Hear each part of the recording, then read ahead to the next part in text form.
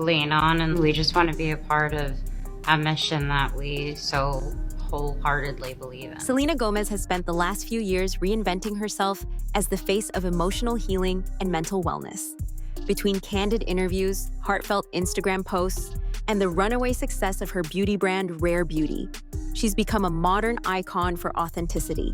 But behind the glossy facade of self-care slogans and affirmations, a scandal is brewing, one that could tear apart her carefully crafted image. Employees at her mental health startup, Wondermind, are speaking out, and the allegations are explosive.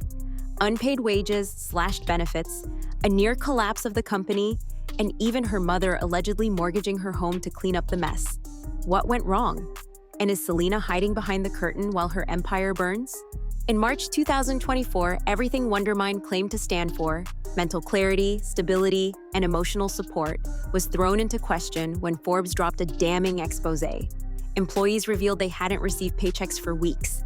Freelancers and vendors said they were owed tens of thousands of dollars. Some hadn't been paid in over 3 months. And worst of all, full-time staff were blindsided mid-month with news that their healthcare benefits were terminated, no dental, no vision, no access to mental health coverage at a mental health company. The outrage online was immediate, but what really drove the story viral was the emotional heart of it.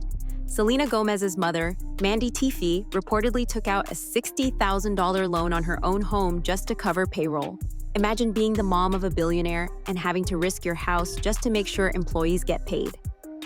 That detail ignited a firestorm. Fans were confused, furious, and desperate for answers. How could a company that had raised millions, with a star like Selena at the helm, spiral into chaos this fast? And how involved was she in the downfall? While Selena stayed mostly out of the spotlight when it came to Wondermind's operations, her mother, Mandy Teefey, stepped directly into the eye of the storm. After co-founder Daniela Pearson stepped down in January 2023, reportedly due to growing concerns about the company's future, Mandy assumed the role of sole CEO. But rather than stabilize the brand, insiders say her leadership marked the beginning of its rapid descent.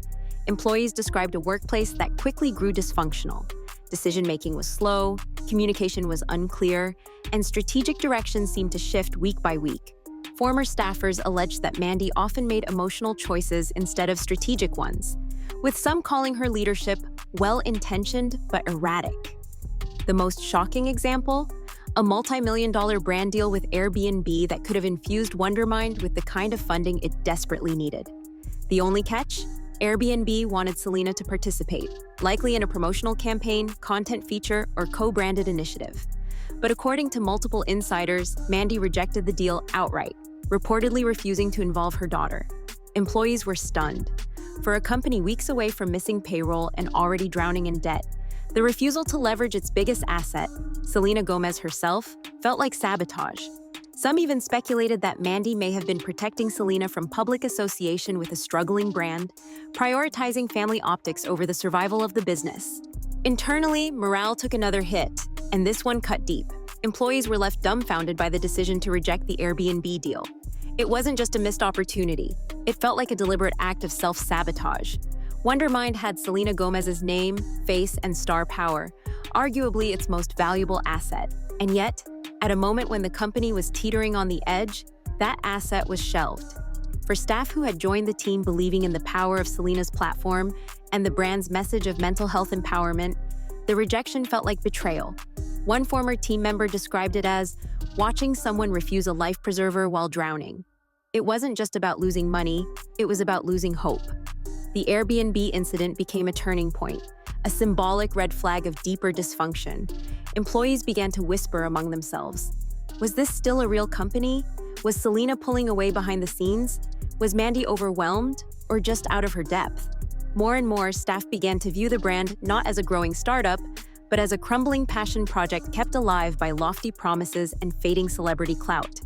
The disconnect between Wondermind's polished public image and its internal reality grew harder to ignore. Employees were promoting mental wellness to the world, while privately navigating a workplace that felt unstable, disorganized, and underfunded. Instead of stabilizing the company, Mandy reportedly leaned on a rotating script of vague reassurances. She often cited pending funding, investor interest, and upcoming deals as reasons to stay the course. but none of them ever materialized. No firm timelines, no paperwork, no concrete updates, just delay after delay. Employees who asked hard questions were allegedly brushed off with overly optimistic forecasts. Eventually, the team stopped believing anything they were told. So when Forbes began sniffing around, asking questions, requesting interviews, and gathering receipts, there was no damage control left to do. Trust in leadership had already disintegrated. For many on the inside, the real story wasn't just that Wondermind was in crisis. It was that Wondermind had been drifting toward collapse for months, and no one with power had stepped in to stop it. The most heartbreaking twist? Reports surfaced that Mandy Teefey took out a $60,000 loan against her own home just to cover unpaid wages at Wondermind. According to Forbes, internal Zoom call recordings backed up this claim, with Mandy allegedly admitting she was willing to risk her personal finances to make things right. For fans, the image was gut-wrenching. The mother of a global superstar, one of the wealthiest women in entertainment, scrambling to pay employees while her daughter graced red carpets and promoted billion-dollar brands. It didn't align with the image of solidarity and empowerment that Wondermind had promised. But then came the twist. Selena's team flatly denied the story, telling People magazine that no such loan had ever taken place. The contradiction sparked a media frenzy. Was Forbes misled by sources inside the company? Were disgruntled employees spreading misinformation? Or was Selena's publicity team doing high-level damage control to protect her from being associated with a collapsing brand, even if it meant casting doubt on her own mother's actions? The lack of clarity only fueled speculation. If Mandy didn't take out the loan, where did the emergency money come from? And if she did, why would Selena's team lie about it? Regardless of the truth, fans were left grappling with a far more damning question. How could Selena allow things to get so bad, loan or no loan? Was she truly that disconnected from the company she co-founded? Or had she turned a blind eye while employees and even her own mother bore the brunt of the fallout? Then came the final blow. March 31st arrived, and with it, another missed payday. No warnings, no company-wide memo, just silence. Until a Slack message casually blamed a wire transfer delay for the failure to pay staff on time. But for employees who had already endured weeks of late payments and broken promises, it was the last straw. To make matters worse, they were also informed that their health insurance had been terminated effective immediately. No dental, no vision, no mental health coverage from a company built on the very concept of mental health access. It was a cruel irony. People who once proudly promoted Wondermind's mission were now left wondering how they'd pay for therapy, cover medical bills, or even make rent. Internally, morale tanked. Mandy continued to promise that funding was on the way, telling staff to hang in there, assuring them that outside investment was just around the corner. But those reassurances began to feel more like stalling tactics than genuine updates. Weeks turned into months, and still, no money came.